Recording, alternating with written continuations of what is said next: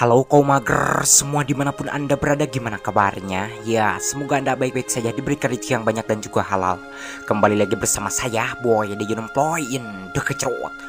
Kali ini saya akan membahas sebuah alur cerita film survival yang diambil dari kisah nyata, dan film ini berjudul Sick Below yang dirilis pada tahun 2017. Yang mana film ini ceritanya benar-benar sangat menarik dan juga sedih. Selain itu, film ini juga akan sangat menginspirasi Anda karena banyak sekali pelajaran yang baik yang terdapat di film ini. Sebelum masuk ke alur ceritanya, jangan lupa like, comment, and subscribe. Dan jangan lupa aktifkan loncengnya biar Anda tidak ketinggalan alur cerita film survival berikutnya. Oke, tanpa banyak bacot, siapkan sabun tutup pintu, longgarkan celana, dan seperti biasa, cerot.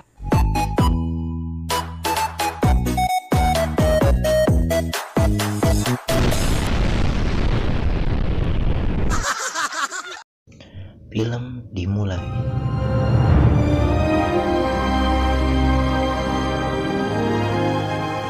Cerita berlatar belakang di Amerika Serikat pada tahun 2004 dengan memperlihatkan seorang mantan pemain hoki bernama Eric Lemarque yang kini hidupnya hancur berantakan dikarenakan dirinya menjadi seorang pecandu narkoba.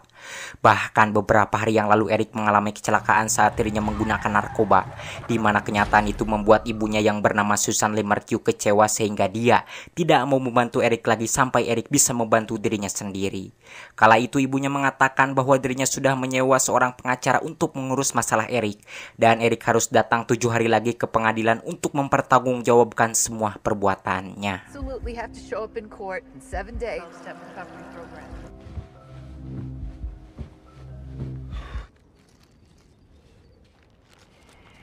Setelah berolahraga lantas Eric pun berganti pakaian dan pergi keluar. Dirinya berniat mau bermain snowboard di gunung untuk menenangkan pikirannya. Sesampainya di luar terlihat di sana Eric merasa kesal karena dirinya tidak berhasil mencegat bus yang lewat.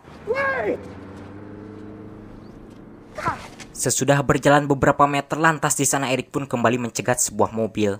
Usaha Eric pun tidak sia-sia, terlihat di sana mobil yang dicegatnya berhenti. Dan kebetulan saat itu pengendaranya seorang perempuan. Ketika perempuan tersebut melihat Eric sedang memakan es salju spontan, dia mengatakan bahwa Eric jangan memakan es salju karena itu bisa menjadikan tubuh Eric rentan terkena hipotermia.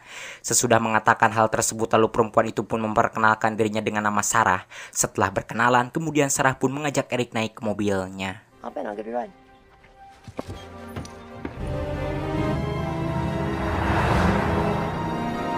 Sesampainya di suatu tempat, lalu Sarah pun berhenti, yang ternyata Sarah ini adalah Sarah, seorang anggota penjaga keamanan di gunung tersebut. Sebelum pergi, Eric mengucapkan terima kasih karena Sarah sudah memberikan tumpangan kepada dirinya. Thanks.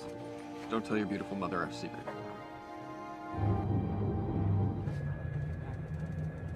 Selepas naik kereta gantung, akhirnya Eric pun sampai di tempat yang dituju. Sebelum main snowboard di sana, Eric menghisap terlebih dahulu serbuk kokain dengan tujuan agar dirinya asik ngeplay dan lupa terhadap masalah yang sedang dihadapinya.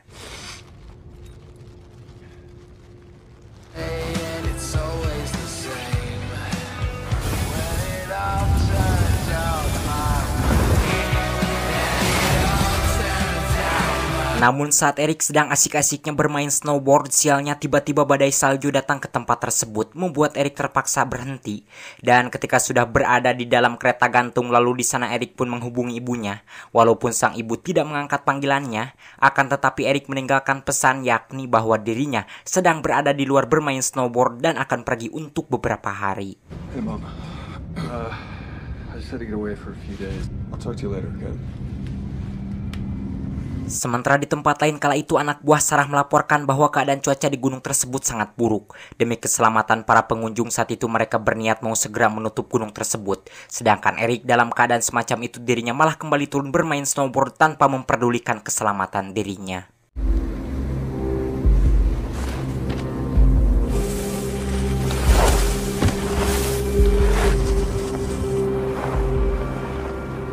Ketika menjelang malam tiba, barulah Eric berhenti. Terlihat di sana dirinya berjalan untuk pulang, sementara keadaan saat itu kabut salju begitu tebal menyelimuti daerah tersebut.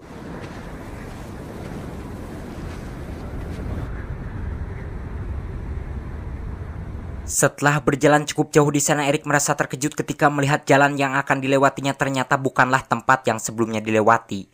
Melihat itu di sini Erik menyadari bahwa dirinya sudah berjalan ke arah yang salah. Untuk meyakinkan hatinya, lalu di sana Erik mengeluarkan handphonenya dan benar saja handphonenya tidak mendapatkan sinyal. Karena hal tersebut kemudian Erik pun kembali berjalan ke arah lain. Erik berharap bahwa jalan yang dilewatinya sekarang itu adalah jalan yang benar. Di tengah perjalanan Erik merasa kelelahan dan juga kedinginan membuatnya terpaksa berhenti dan beristirahat di bawah pohon.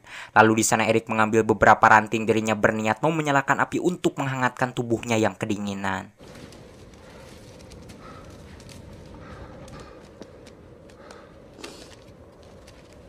Namun setelah mencobanya berulang kali, naasnya api tidak juga mau menyala. Dalam keadaan kesal dan putus asa di sana, Erik teringat perkataan ayahnya ketika dirinya masih kecil, yang mana saat itu ayahnya yang bernama David mengatakan bahwa Erik itu keluarga Lemarque, dan keluarga Lemarque adalah orang-orang kuat yang tidak pernah menyerah. Ingat perkataan tersebut, lantas di sana Erik pun bangkit dan kembali meneruskan perjalanan.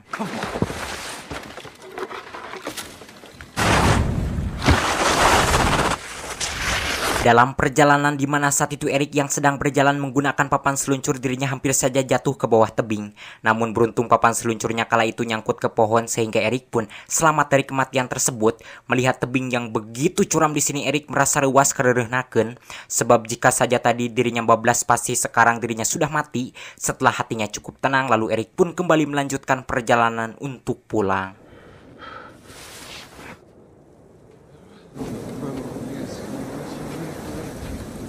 Akan tetapi sialnya belum juga Erik jauh berjalan, tiba-tiba di sana dirinya dihadang oleh 2 ekor serigala yang sangat lapar. Melihat itu tentunya di sini Erik sangat ketakutan. Walaupun sangat takut di sana, Erik mencoba berteriak mengusir kedua serigala tersebut, dan usaha Erik pun berhasil. Melihat kedua serigala itu kabur, spontan Erik sendiri pun langsung berlari tipa-paretot meninggalkan tempat tersebut. Sesampainya di suatu tempat, lantas di sana Erik pun berhenti. Sementara saat itu suara serigala terus melonglong membuat Erik yang mendengarnya semakin merinding ketakutan karena takut bertemu lagi dengan serigala. Lalu di sana Erik pun membuat lubang untuk beristirahat.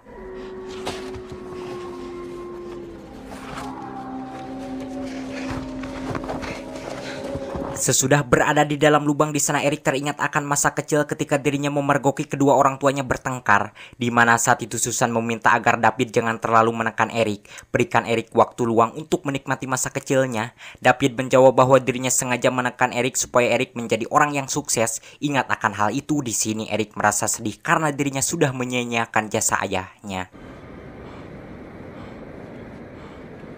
Di hari kedua di mana saat itu Erik yang sudah terbangun, dirinya berniat mau memakan es salju untuk menghilangkan dahaganya. Namun sebelum es salju tersebut dimakan di sini Erik keburu teringat perkataan Sarah bahwa memakan es salju itu akan membuat tubuh rentan terkena hipotermia. Ingat akan hal itu, akhirnya Erik pun tidak jadi memakan es salju tersebut.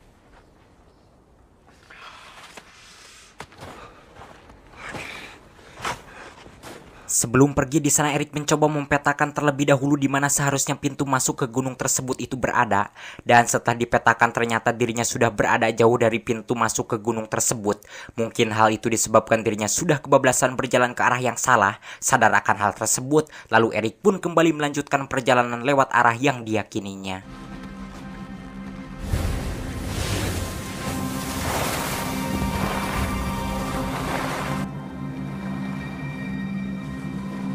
Sesampainya di tempat yang rata, lalu di sana Erik pun melepaskan papan seluncurnya. Kemudian dirinya meneruskan perjalanan dengan berjalan kaki sambil ingkud-ingkudan.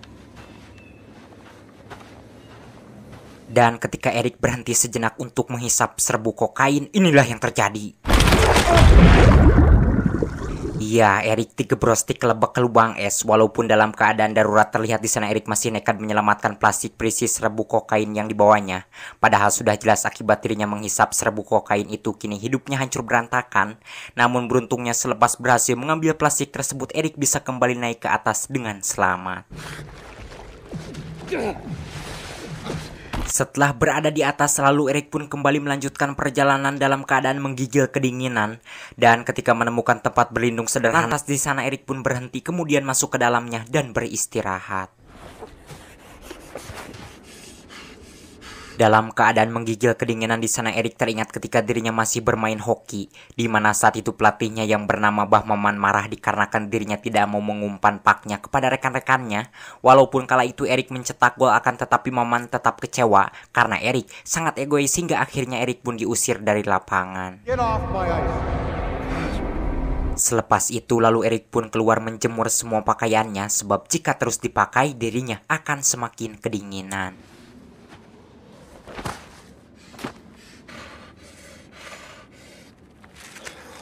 Ketika sedang berjemur di sini, Erik mulai sadar bahwa yang sudah menyebabkan hidup dirinya hancur seperti ini yang tak lain adalah serbuk kokain yang sedang dipegangnya. Sadar akan hal itu, lalu Erik pun langsung menumpahkan serbuk tersebut dengan penuh kebencian. Kemudian plastiknya dipakai untuk mencairkan es salju. Sementara di tempat lain, kala itu ibu Erik merasa gelisah ketika mendengar pesan yang ditinggalkan oleh Erik tidak seperti biasanya. Kembali ke Erik di mana malam harinya saat Erik hendak mengambil pakaian, tanpa sengaja di sana dirinya melihat pondok di atas bukit. Tentunya kenyataan itu membuat Erik sangat bahagia. Bahkan saking bahagianya Erik sampai cocorowokan seperti orang yang tidak waras alias gelo.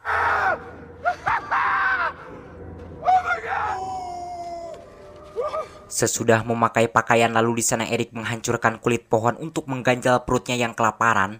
Selepas itu kemudian dirinya pun masuk ke dalam tempat berlindungnya. Sebelum tidur di sana Erik menatap terlebih dahulu ke pondok yang ada di atas bukit tersebut. Dan esok hari Erik berniat akan menghampiri pondok itu untuk meminta bantuan.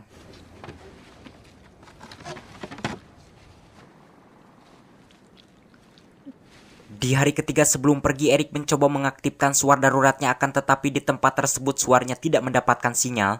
Namun hal itu tidak membuat Erik khawatir, sebab tadi malam dirinya melihat bahwa di atas bukit yang jaraknya tidak jauh dari tempat itu ada pondok. Dengan penuh harapan di dalam dadanya lalu Erik pun pergi menuju bukit tersebut. Namun naasnya belum juga Erik jauh meninggalkan tempat itu, tiba-tiba di sana penglihatan Erik mendadak jadi buram. Karena hal tersebut lantas Erik pun berhenti. Terlihat di sana dirinya memuntahkan darah, hingga akhirnya Erik pun terkapar di tempat tersebut dalam keadaan yang sangat menyedihkan.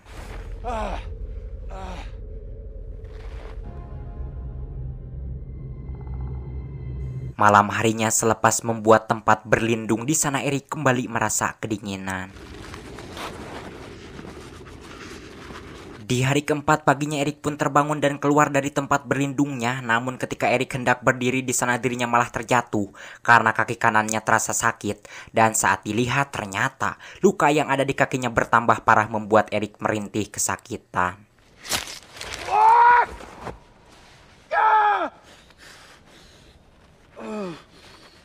Walaupun kaki kanannya terasa sakit, akan tetapi Erik kembali meneruskan perjalanan menuju bukit di mana pondok itu berada. Setibanya di bawah bukit, di sana Erik merasa terkejut dan hampir tidak percaya karena pondok yang pernah dilihatnya itu ternyata tidak ada. Rupanya apa yang dilihatnya malam itu hanyalah halusinasi. Tentunya kenyataan tersebut membuat Erik sangat marah dan juga kecewa.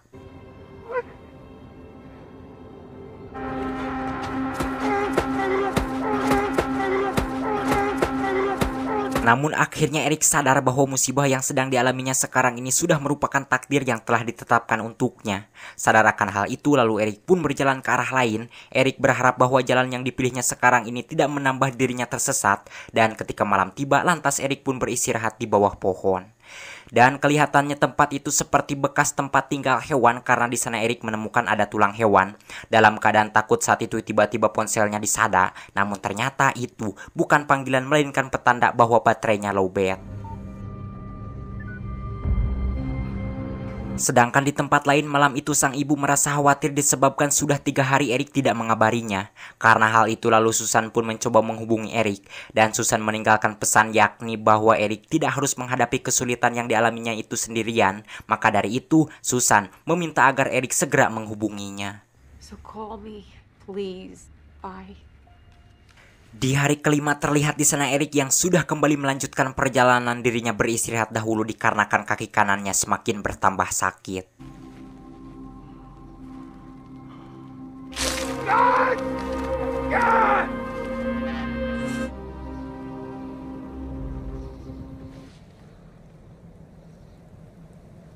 Selepas membuka luka di kakinya, di sana Eric kembali teringat ketika dirinya sedang berada di rumah amuk-amukan, di mana kala itu ibunya merasa sedih ketika melihat perbuatan dirinya semacam itu. Saat itu ibunya mengatakan bahwa dirinya akan berusaha membantu Eric asalkan Eric membiarkan sang ibu masuk ke dalam hidupnya. Ingat kejadian tersebut, di sini Eric merasa sedih sekaligus merasa bersalah karena dirinya sudah menyia-nyiakan kasih sayang ibunya. Di hari ke-6 saat itu Susan mendapatkan telepon dari Tony, yakni seorang pengacara yang menangani kasus Eric. Susan mengatakan bahwa dirinya merasa kecewa karena Eric melewatkan hari persidangannya. Tony menjawab bahwa dirinya sempat menghubungi Eric. Kala itu Eric mengatakan bahwa dirinya sedang berada di sebuah pondok di Winter Haven. Mendengar itu Susan merasa bahagia, lalu dirinya pun meminta alamat pondok di mana Eric menginap. Great. Oh, this is wonderful, Tony. Thank you so much. Sementara di atas gunung hari itu Eric kembali melanjutkan perjalanan sambil memegang suar darurat di tangannya.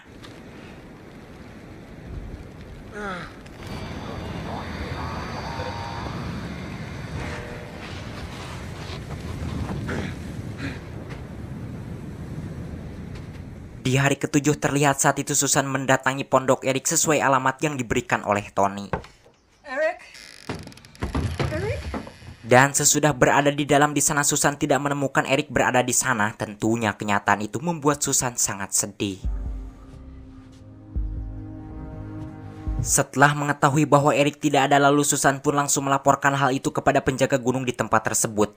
Dan kebetulan saat itu yang menerima laporannya adalah Sarah. Susan mengatakan bahwa sudah 7 hari anaknya hilang, sedangkan 7 hari yang lalu anaknya sempat mengabarkan bahwa dirinya sedang bermain snowboard di gunung tersebut. Susan meyakini bahwa anaknya pasti tersesat di gunung ini, dan Susan meminta agar Sarah segera menghubungi tim penyelamat. Mendengar itu lalu Sarah pun meminta fotonya, dan ketika melihat bahwa anaknya yang hilang itu adalah Eric, orang yang pernah diberinya tumpangan. Lantas saat itu juga Sarah pun langsung meminta tim penyelamat supaya bersiap-siap untuk mencari Eric.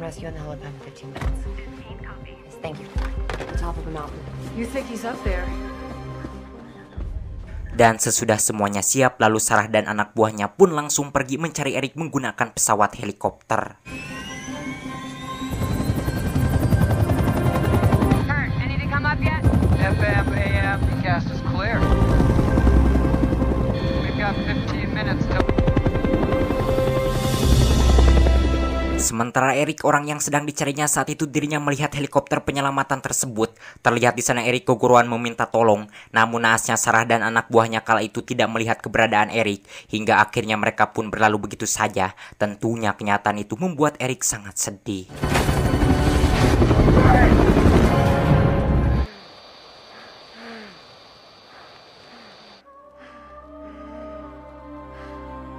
Sarah, we have to call it. Dalam keadaan sedih di sana Eric teringat masa kecilnya, di mana kala itu ibunya mengatakan bahwa dirinya sangat mencintai Eric dengan sepenuh hati. Ingat akan hal itu, di sini Eric semakin merasa sedih. Eric mengatakan bahwa dirinya tidak akan membiarkan sang ibu menemukan dirinya dalam keadaan seperti itu. Malam harinya di tempat lain saat itu Susan meminta kepada Sarah agar secepatnya menemukan Eric. You have to find my son, please. Di hari ke-8 agar punya tenaga sebelum pergi, Eric memakan terlebih dahulu kulit pohon yang masih tersisa di dalam saku jaketnya. Dan saat itu Eric berniat akan naik ke atas bukit agar suar daruratnya bisa terdeteksi oleh tim penyelamat.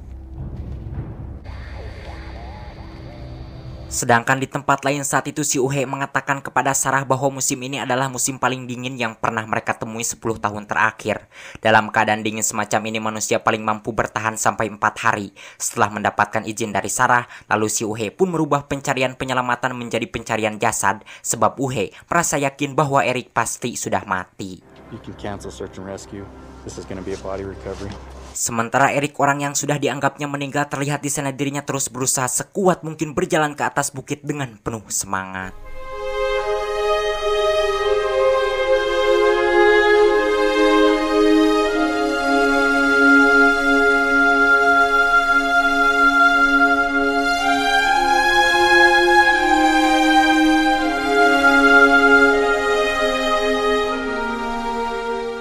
Setibanya di tempat yang cukup tinggi, lalu Eric pun mengeluarkan suar daruratnya, dan ketika dirinya hendak berdiri, naasnya Eric malah terjatuh pingsan. Namun beruntungnya tak lama kemudian Erik kembali terbangun, lalu dirinya pun kembali merangkak menuju tempat yang lebih tinggi. Dalam keadaan kepayahan di sini, Erik teringat perkataan sahabatnya yang bernama Oding, di mana saat itu Oding mengatakan bahwa Erik jangan berbohong, sebab dirinya juga melihat sendiri bukan organisasi yang membuang Erik, melainkan Erik sendiri yang memutuskan untuk berhenti. Padahal Erik adalah masa depan dari waralaba tersebut, karena Erik 2 kali lebih baik dibandingkan Oding, dan Oding benar-benar sangat menyayangkan kepada Erik yang memiliki segalanya dalam hal tersebut malah memutuskan untuk berhenti. Everything, and then you just walk away. You quit. Dan pada faktanya apa yang dikatakan si Oding itu memang benar. Erik sendiri masih ingat bahwa kala itu Maman hanya mengusir Erik dari lapangan, bukan mengeluarkannya dari tim. Namun kenapa dirinya malah nekat memutuskan untuk berhenti? Mungkin Erik depresi, atau mungkin Erik sedang menghisap kokain. You're done for the day. Get off my ice. I am done. Take it, pal. Selain kejadian itu, di sini Erik juga menjadi teringat ketika ayahnya pergi meninggalkan rumah saat dirinya masih kecil. Walaupun kala itu Erik berusaha menahan sang ayah, akan tetapi ayahnya tetap pergi tanpa memperdulikan dirinya sedikit pun. Ketika hampir mencapai tempat yang paling tinggi, di sini Erik baru menyesal karena dirinya sudah memutuskan keluar dari timnya tanpa alasan yang jelas. Padahal kemampuan yang dimilikinya sekarang ini itu hasil belajar susah payah dari kecil. Why'd you quit?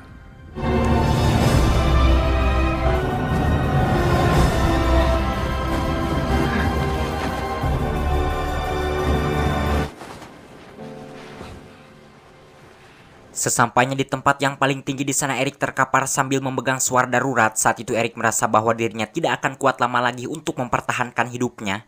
Karena hal itu, lalu di sana Erik pun mengungkapkan permintaan maaf kepada ibunya sebab dirinya sudah banyak mengecewakan sang ibu. Dan kini Erik juga sadar ternyata dirinya seorang pengecut. I'm sorry for everything. Turns out I'm a bit of a coward myself. Sementara di tempat lain saat itu Sarah memberitahukan kepada Susan bahwa pencarian penyelamatan kini sudah berubah menjadi pencarian jasad. Sedangkan Erik yang berada di atas gunung sesudah mengucapkan rasa cintanya kepada sang ibu. Lalu di sana Erik pun memejamkan matanya bersiap-siap untuk menyambut kedatangan ajal.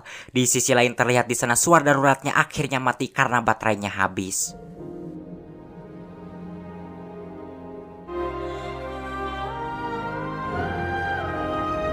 Kembali ke Sarah di mana kala itu anak buahnya melaporkan bahwa barusan dirinya mendapatkan panggilan dari puncak Gunung Widow, namun tiba-tiba panggilan tersebut kembali hilang. Di sini Sarah merasa yakin bahwa itu adalah Erik. Karena hal itu lantas saat itu juga dirinya langsung pergi bersama anak buahnya menuju puncak gunung tersebut.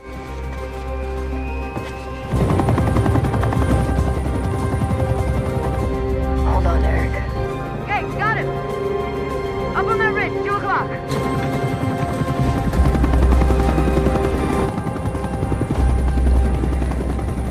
Selepas berhasil menemukan Erik, kemudian saat itu juga mereka pun langsung membawa Erik ke pangkalan mereka.